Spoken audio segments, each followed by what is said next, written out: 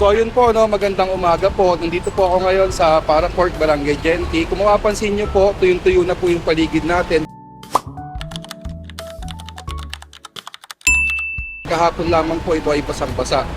Ayon po dito sa ating nakausap kay EXO, ito daw po ay pinagtulungan ng pamahalaan lungsod ng Valenzuela at ng Barangay Genti. Ano po.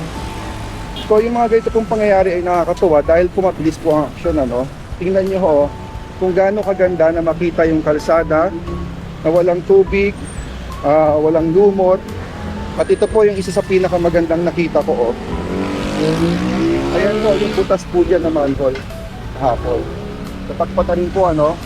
At dumadaloy na po yung tubig dito sa kanal.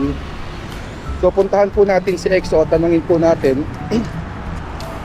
kung ano ang ginawa nila dito. Nasaan po ba si EXO? Ayun.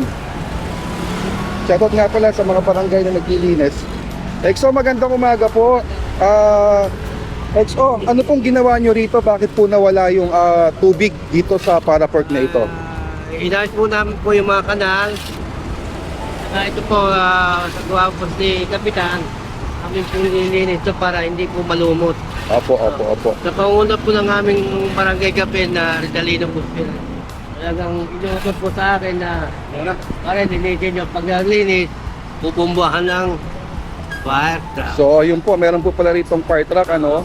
After daw po nila malinis ito, nawala na yung mga lumot-lumot dito, pati lupa. And then, iwawash out po ito ng fire truck, base po kay EXO, no?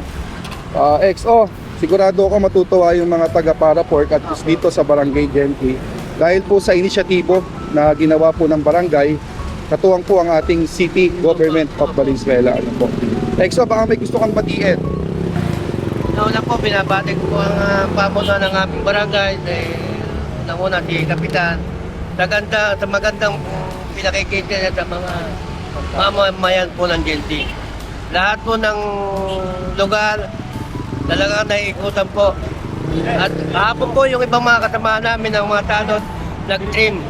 Ngayon po may schedule ulit kami trim.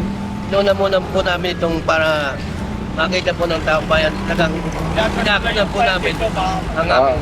Ayun mga taga Barangay Genti maswerte tayo dahil merong isang kapitan na napakasipag kasama ang kanyang mga Tanod. kasamahan, mga empleyado, tanod, at syempre si EXO, shoutout idol. Takbor sa akin na po, Sento. Takbor sa akin na. Ayun, So, another day, another accomplishment po ito. Maraming salamat po.